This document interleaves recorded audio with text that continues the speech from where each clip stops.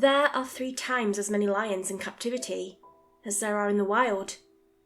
That's an uncomfortable fact, but it also leaves the question, where the hell are all these lions? Sure, there are zoos, there are animal sanctuaries, there are even private breeders similar to those of Netflix fame. Then there are the preservation ones. Not many people know of these. There are less than a dozen in the US, and most of them are used for various kinds of endangered species. There is one in Florida that is exclusively for tigers, a small one in Oklahoma used for elephants. Then there is one in Arkansas, the Wren and Collin Pantherian Zone, the RCPZ. They keep lions. That's where I work. It is time we spoke about it. A lot of people haven't heard about this, but I think that is by design. The area is a lot larger than it needs to be, and most of it is wetland.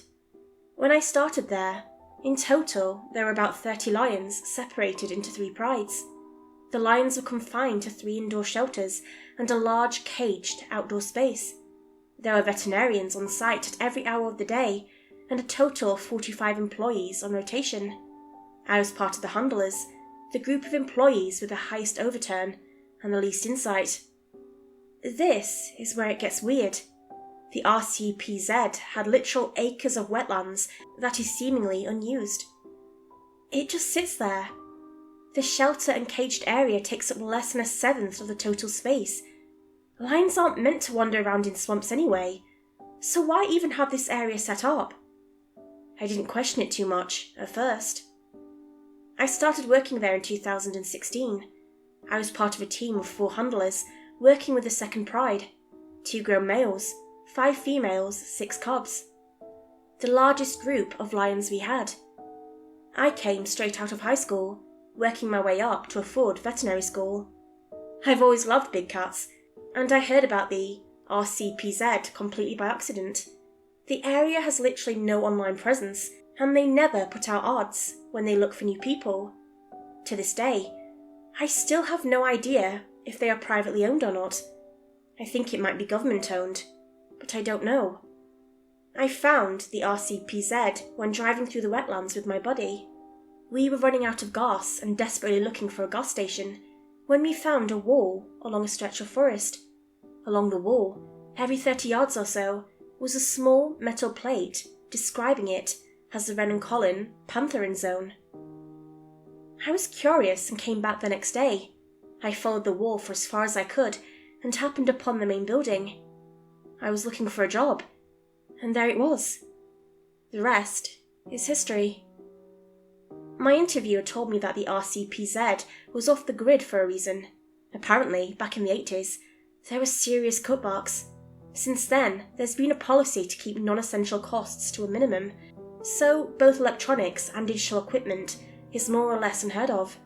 The entire shelter is supposed to be able to run for at least a month, independently of the outside world, with no power or internet connection. I started working after 2 weeks of training. I mostly prepared meals and helped the vets monitor the cats with more serious health conditions. One of the males was getting old, the king of the pride. In all files and folders, he was referred to as T01, so I called him Toy. Sweetest old cat you can imagine. Not a violent bone in his body. He would actually purr when he saw the handlers. Sounded like someone trying to start a lawnmower. As he got older, the vets informed us that there was nothing more we could do. It would be a matter of weeks before he simply couldn't walk anymore. His quality of life would drop, and he'd be in constant pain. They suggested that we put him down. This completely changed the atmosphere among the staff. I was not supposed to be part of the handlers who took Toy to his final resting place, but we had a staff shortage that day. My supervisor, Danielle, was in tears. She described to me that this was the hardest part of the job, but that we all had to take solace in the fact that Toy had lived a long and carefree life. The other handlers had to coax her out of the bathroom. She locked herself in there and cried until lunch. When it was time, we barely had to do anything. Toy was so happy to see us, he willingly came along. Except we weren't going back to the vets. We walked out the bark of the chain link fence towards the wetlands. Looking at the other handlers, I knew better than to ask questions. They'd gone quiet. Toy could sense that something was wrong, but he tried his best to comfort us. He'd poke us with the tip of his nose, as if to ask us what was going on. We walked for at least 35 minutes, following old trails deeper into the wetlands. We had to stop at times to make sure Toy could keep up. He was losing parts of his mane by now, and he was clearly in pain. Sweet old man. Finally, we came to this big lake. I noticed there were several logs and trees around there, with odd marks, as if hit by lightning or clawed by an animal. Danielle took Toy aside and asked the rest of us to start walking back. I wanted to say that we couldn't just leave her there with a lion, but no one else protested. I just looked at the others, who shook their heads. This wasn't a good time for questions. We did as we were told and walked away. Toy watched us, curiously, but stayed with Danielle. As we left them behind, I looked at the other two handlers. Before I could even find the words, they interrupted me. "Don't look," one of them said. "Just accept it." A few minutes later, the ground started rumbling. The handlers said it was swamp gas, but I wasn't convinced. Swamp gas doesn't roar. It doesn't make the ground move. Also, it doesn't suddenly just stop. Does it? That day changed the way I looked at my job. I started asking a few too many questions and reading a few too many documents. For example, there were at least 6 different academic papers on the Panthera atrox going around the facility. The North American lion. They went extinct thousands of years ago. The funny thing about it is that I can't find any of those papers online, or their authors. I'm pretty sure most of them were written on site by the veterinarians. There were, of course, lots of areas I wasn't allowed in. Doors with reinforced locks and armed guards. Our ID badges were colour-coded to show which corridors we were allowed to go through, and stepping out of bounds was grounds for immediate termination. The armed guards were not friendly. If anything, they could be a bit overzealous. Handlers and veterinarians were to be considered untrustworthy, so the default attitude of the guards was to doubt us and double-check our intentions. This made it hard to step out of bounds. I stayed at the RCPZ. Every time a lion would get too old or too wounded, it would be taken into the wetlands, never to return.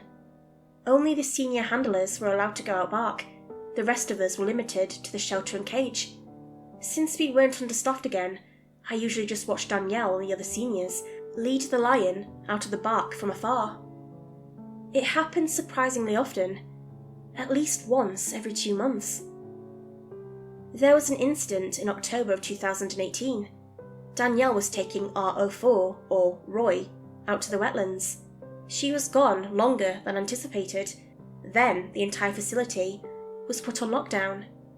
Every single armed guard got automatic weapons from the armory, and handlers were instructed to put all the lions back in the indoor shelter. There was a siren blaring, the kind you manually hand crank.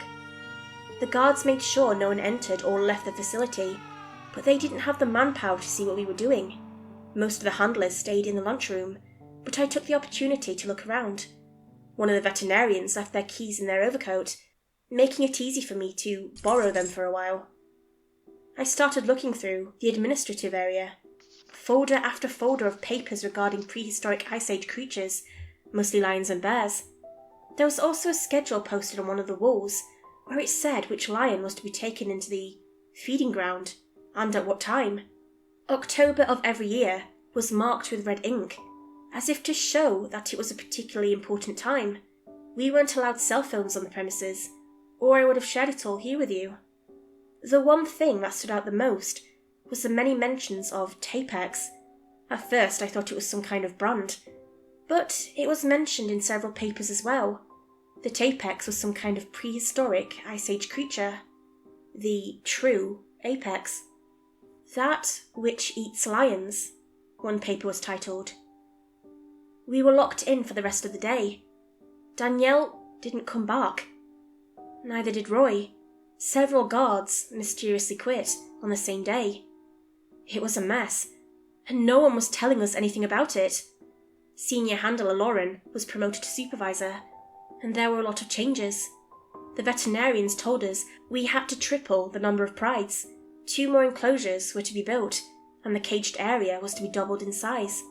More lions were to be imported, and during construction, it was up to the handlers to make sure they could all live in close proximity. It was hell. Imagine 4 literal alpha creatures all competing, and you're supposed to be the referee to step up when things got too rough. We had to be on 24-hour surveillance, and some of the more aggressive creatures had to be sedated regularly. Even the calmer lions were agitated by the new arrivals. We were stressed to the brim, each and every one of us. It took us 4 months to get things in order. We managed it, but it took a lot more effort than it should have. We were just pushed too far, for weeks on end, and most of us were ready to quit. Then came a pay raise, increased vacation days, and finally, the pandemic. When the COVID pandemic struck, most of us realised it had been near impossible to get another job working with animals like this. The amount of lions being put out to pasture nearly tripled. Instead of once every 2 months, it was once every 3 or 4 weeks.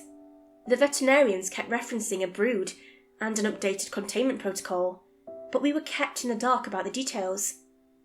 They were getting careless, and the word Tapex was getting thrown around more openly. Then came February 2021. I usually went home around 6 p.m. when the night crew arrived, so I was getting ready to leave. We were grooming one of the lionesses and cleaning up the shelter when the alarm went off at 5:45. The armed guards panicked. They told us we needed to bring out 3 lions immediately. They weren't even trying to hide it anymore. 3 perfectly healthy lions were to be brought out and killed. The entire handler staff had to go out, me included. The lions weren't cooperating, and we had to force them out with catch-all poles. I was scared out of my mind. These big cats, growling and snarling, as we had to force them out through openings in the chain-link fence. Armed guards with itchy trigger fingers. I was keeping madness at bay with a literal stick. It was getting dark, but a few of us had brought flashlights. I was one of them. My hands cramped around the catch-all as this massive animal protested and pulled against 4 handlers, trying to hold it off. The only other lights we had were the flashlights attached to the automatic weapons of the armed escort. Something was moving in the wetlands. Something big. I barely got a glimpse of it, but I saw scales. More movement. Smaller. The lions were freaking out. The lioness in the far front, held back by 5 grown and trained handlers, was jumping and rolling. She was desperately trying to get away, meowing and screaming in protest, almost snapping her own neck. The second lion, an adolescent male, was getting aggressive. The lioness we were escorting in the back just stopped, frozen in fear. She looked back at us, as if pleading for us to release her. The Tapex struck. The lioness in the front was swept along by a wave of scale and teeth, instantly sinking back into the swamp. The catch-all was dragged along, and one of the handlers who was too slow to let go was dragged into the swamp.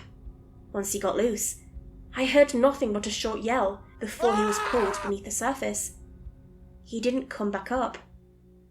It was chaos.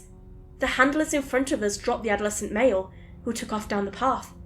After about 30 feet, he just disappeared with a pained yelp. The handlers were freaking out. The armed guards were screaming at us to stop moving, to keep quiet, and to turn off our flashlights. Erica, one of the handlers, just took off running back towards the shelter. I heard a series of gunshots. For a second, it was completely quiet. We were in the eye of the storm. One by one, people around me started disappearing. Some handlers took off running, some just dived into the grass. The guards were firing at something, but I couldn't see what. In a matter of seconds, I realised I was the only one left holding the catch-all for a fully grown lioness, staring me down. She could easily have torn loose and mauled me, but she was just as terrified as I was. At first, I thought I saw 3 logs wash up from the swamp. It took a few moments for me to realise that it was actually Plors. Reptilian. Something was dragging itself out of the swamp, moving big chunks of debris. It was covered in undergrowth, making it look like the wetlands themselves were moving around us. The night air was filled with wet mud. The birds had long since fled, leaving only me, the lioness, and the tapex. I couldn't see it clearly. It had an uneven amount of eyes, all moving in different directions, vibrating with excitement, larger than hubcaps. A mouth wide enough to swallow a car, teeth like a bison, made for crushing. It reminded me of the Cheshire Cat, locked in a sinister smile. The lioness was slowly backing away, ready to strike. I'd long since dropped the ketchel and fell to my knees in surrender. There was no way to win against something like this. The tapex looked at me with every single eye, vaguely reflected in the abandoned flashlight. It didn't breathe. It was surprisingly quiet.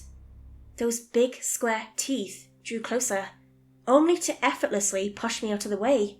Some sort of appendage extended from the creature's left side. I could hear several more appendages splash against the water surface. I heard the ketchel rattle closer as the lioness was pulled into the creature's maw.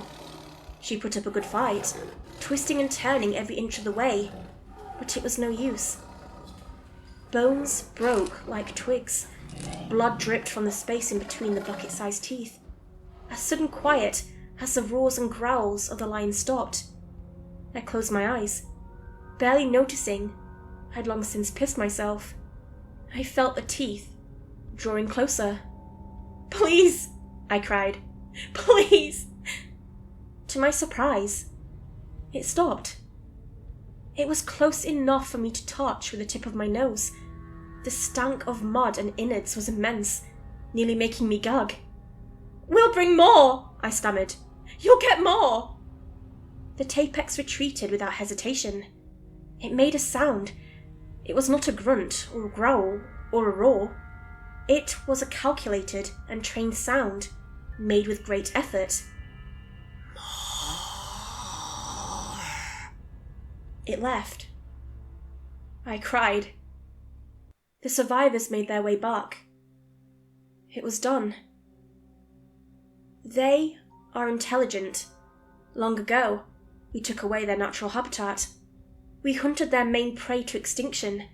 At some point you must have fought them, only to realise it'd be easier to keep them happy and well fed. They could just eat us and multiply, but as long as we keep them fed and happy, they don't. If we were to stop, they would simply leave the enclosure and wreak havoc. In a way, they are not the captives. We are. This is an apex species, just as intelligent, if not more, than we are. Those scratch-marked logs I mentioned earlier. Yeah, those were scribbles. They have a written language. They live for thousands of years and only grow larger with age. We've tried to kill them, but they're inhumane to pretty much everything but high-yield explosives. Their intelligence allows them to coordinate and predict attacks. Remember those cutbacks I mentioned back in the 80s? Yeah, that was after an attempt to kill one of them. We lost 12 people, and they tore through 2 buildings, devouring every single line we had. The repairs cost so much that new management decided to completely abandon the idea. I've since been promoted to supervisor, surpassing the senior handler title completely. I have to go out with every feeding now. The tapex might get upset otherwise. They even know my name. There are 3 of them in total, 1 adolescent and 2 younger. I encountered the youngest that night. I want to reach out to those who work at other zones. If the tapex feeds on lions, what feeds on tigers? Elephants? There is little to no contact between these zones, and the top brass are on a very strict need-to-know basis. I'm pretty sure they'd kill me if I tried going to the press, but posting anonymously online doesn't seem to bother them. Who's going to believe some nobody on Reddit, after all?